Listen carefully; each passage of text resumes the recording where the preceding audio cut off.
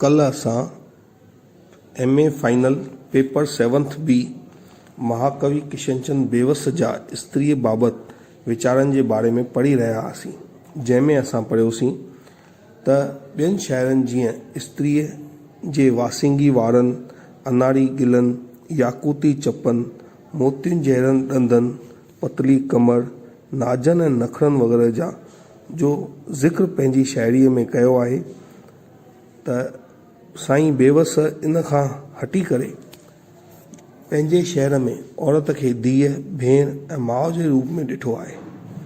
बेवस स्त्रीअ खे अथाह आदर जी नज़र सां ॾिसे थो। कवि लिखे थो त मिड़ई अवतार, महात्माऊं, कलाकार, वीर पुरुष, दुनिया जा मिड़ई दीपक सभु स्त्रीअ जे पेट जी पैदाइश आहिनि। स्त्रीअ खां ई हस्तीअ जी हलचल ऐं संसार जो कारोबार हले थो। स्त्रीअ जे करे ई विश्वामित्र जहिड़ा महाऋषि जप तप जे कोट तां किरी पियो ऐं स्त्री पुठियां ई केतिरियूं लड़ायूं लॻियूं आहिनि। कवि नारीअ खे अनोखे बारूद सां भरपूर मञे थो। बेवस नारीअ खे साहित्य में इज़तदार दर्जो अता कयो आहे। अॼु असां अॻियां पढ़ंदासीं। कवि चए थो, माउ जी गोद जहिड़ो मुकमिल प्यार ॿियो आहे ई कोन। सचपच त गोद जे प्यार जी वाखाण लाइ लफ़्ज़ घड़ियल ई कोन्हनि ऐं गोद अहिड़ी जाइ आहे जा ख़रीदे ऐं विकिरो करे नथी सघिजे। माउ पाण न खाई करे बि बचनि खे ॾेखाराए, मथिन दुख में बि प्यार जो हथड़ो फेरे पंहिंजे दर्दनि मथां मुर्क जो पर्दो विझी ॿियनि जे दिलयुनि जा कवण टेड़े थी। बेवस नारीअ ते कविता लिखण वक़्तु उन वक़्त जे उरूज़ी सिंधी शाइरनि खां निराली वाट वरिती आहे। औरत जे वासिंगी वारनि, अखियुनि, सुर्ख लबनि, पतली कमर, नाज़ नखर जे वर्णन खेसि कोठे वारीअ ऐं साकीअ जो रूप ॾिनो आहे। बेवस खेसि सिक, सबुर, मर्म ऐं ममता जी देवी करे पेश कयो आहे। ॾेह जा रोशन ॾीआ हिन मां ई पैदा थिया आहिनि। माता जी गोद मकदब आला खां कम न आहे, दरकार गर्ज कागज फरी कलम न आहे। संसार जे महापुरुषनि जे जीवनीअ ते नज़र फेराईंदासीं त मालूम थींदो त इहे सभु माउ जी सिख्या पाए वॾा माण्हू बणिया।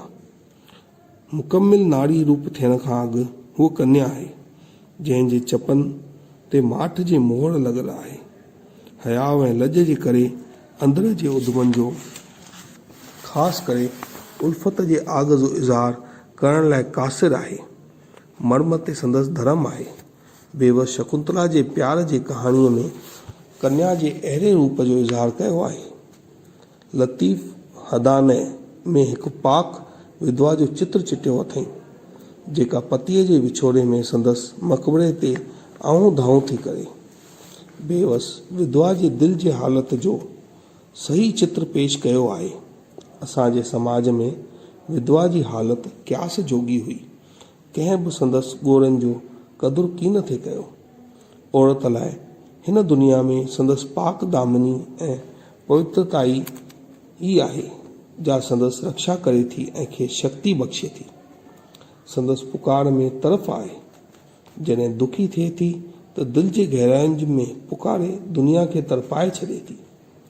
शाइर लिखे थो, ए बेहया किरी कज़ा, ज़ालिम फ़रिश्ता मौत जा, ऐं बे तरस बाद फना, गॾिजी कयो मूं सां दगा। वासिफ़ रगुन जे तार में, हर हिकु बदन जे वार में, बेवस सॼे संसार में वासिफ़ वसे जा जाज जा। हूअ कवल जा निर्लेप आहे, जेतोणीकि दिल हमेशह ॿिनर थे रहियसि, छाकाणि जो खेसि सामाजिक तस्लीमी कोन आहे, पर तब दर्द खे दॿाए संसार खे सचीअ हूब जी हुबकार सां वासे थी छॾे। बेवस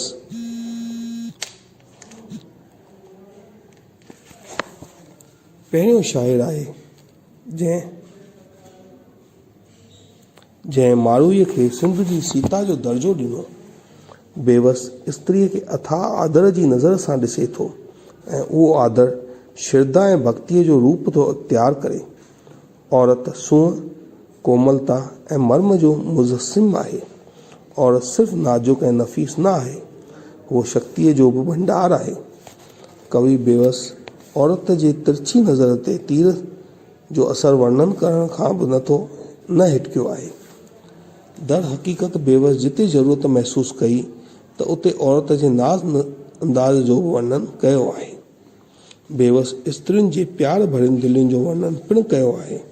हू इश्क में सचियूं आहिनि, मरी मिटिजी वेंदियूं, पर इरादो कीन बदिलींदियूं। दुनिया में ज़र, ज़मीन ऐं ज़न जे करे लड़ायूं लॻियूं आहिनि। केकईअ जे करे राम वनवास वियो, सीता जे करे रावण मुओ, द्रौपदीअ जे करे महाभारत मतो। साॻे वक़्तु नारीअ खे सब्र ऐं सहनशीलता जी मूरत बि करे मञियो अथई। सिंधु जे मशहूरु लोक कहाणियुनि में मोहबती किस्सनि मां बि स्त्रियुनि बाबति सुठा नुक्ता कढिया अथई। सुहिणी सची आशिकियाणी हुई। महबूब जे करे दरिया बि टिपी वेंदी हुई। दरिया जूं सभु दहशतूं सठाई मारूई पंहिंजे माइटनि ऐं मुल्क सां अहिड़ी वफ़ादार हुई जो उन्हनि जी सिक ऐं छिक जे करे लाख जी लोई रेशमी पोशाकुनि जे बराबरि कीन सम्झाई। राजकुमारी मूमल काक जी मालकियाणी हुई, पर राणे खां सवाइ उहे सभु खेसि खाइण थे आया। हिन हठ वॾाई छॾे राणे खे मञाइण लाइ आज़ियूं निज़ारियूं कयूं। लेखक लिखे थो, आओ मुंहिंजा राज राणा, आऊं न ॼाणा रोज़ मां, तो सिवा थिया भींग बाणा, खाक आहे काक लई। ससुई पुनुअ जे विछोड़े में विरलाप करण लॻी आहे त गम जी बाहि ततल रणपट ऐं धरतीअ खां वधीक सबर थी लॻे। बेवस उन जो बि चूंड ऐं वणंदड़ अखरनि में ज़िक्र कयो आहे। नूरी मुहाणीअ जी निमाणाईअ ऐं सचे नीह करे ई राजा ॼण त अर्श तां लही फर्श ते आयो ऐं अची खाक मां खणी खेसि निवाज़ियईं। लीला जा लछण विया हुआ। सचे मणे खे कच जे मणे सां मटे छॾियईं ऐं कोरू जेका सची आशिकियाणी हुई तंहिं कांध खटियो। लीला कूर जे ठाठ ते ठॻिजी माक जे फुड़े खे सचो मोती सम्झी असली मोती परे उछलियो। स्त्री पुरुष जी अर्धांगिनी आहे, ॿई हिक ॿिए खां सवाइ अधूरा आहिनि। पुरुष ऐं स्त्री हिक ई पखीअ जा ॿ पर आहिनि, पर इन करे ॿिन्ही परनि जो विकास हिक जेतिरो हुअणु घुरिजे। बेवस इन लाइ नारी विद्या ते ज़ोर ॾिनो आहे। वधीक चयो आहे त स्त्रीअ खे तालीम याफ़्ता करण सां क़ौम, समाज ऐं देश तरक़ी कंदो, छो त देश जे आईंदह जा अबा संदसि हथ हेठि परवरिश पाईंदा। इन करे समाज जी इमारत पुख़्ती थींदी। जंहिं क़ौम जा ॿार पूरे पेर ते न आहिनि, सा बेकार आहे। बेवस ईअं नथो चाहे त स्त्रीअ खे ग़ुलाम करे रखिजे। हिन लाइ स्त्री पूजा योग्य आहे। दुनिया जे तरक़ी पसंदि औरतुनि ॾांहुं इशारो करे चवे थो, अॼु बि कंहिं दुनिया जे सुधरियल मुल्क खे जाचे ॾिसो, हर तहरीक में पढ़ियल जालुनि खयों छा ॿार आ। बेवस नारी विद्या जो हामी हो। 20वीं सदीअ जी शुरूआत ताईं कंहिं बि सरकार, संस्था, साहित्यकार नारी विद्या जो नारो बुलंद कोन कयो हो। जॾहिं सॼी दुनिया में कारखाननि उसरण करे हुनरी इनकलाब आयो त इन इनकलाब जी लहर हिंदुस्तान में आज़ादी आंदोलन सां गॾु आई। सिंध में उन वक़्तु समाज सुधार जी लहर लॻल हुई। अहिड़े सामाजिक वायुमंडल जो बेवस ते बि असरु थियो। हिन पंहिंजे दिलि जे जज़्बात खे असरदार शहर में पोयो आहे ऐं क़दीम आर्यव्रत जे सामाजिक हालतुनि ॾांहुं ध्यानु छिकायो अथई।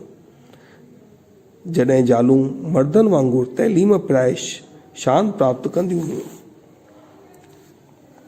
बेवस नारीअ जी दुश्मन ॾेती लेतीअ ॾांहुं बि इशारो कयो आहे। बेवस ॿियनि शाइरनि वारो रस्तो छॾे नारी चित्रण लाइ आदर्शी डग वरितो आहे। औरत जे ज़ाहिरी हुस्न जी वाखाण करण बदिरां आम औरत जे सीरत जो ज़िक्र कयो आहे।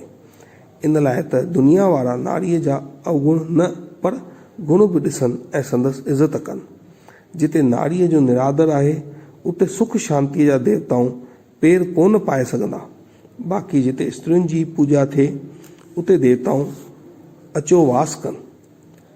संस्कृत में चयो वियो आहे, यत नार्यस्ते पूज्यन्ते रमन्ते तत्र देवता। अॼु एसि ताईं पढ़ंदासीं, सुभाणे अॻियां। महिरबानी।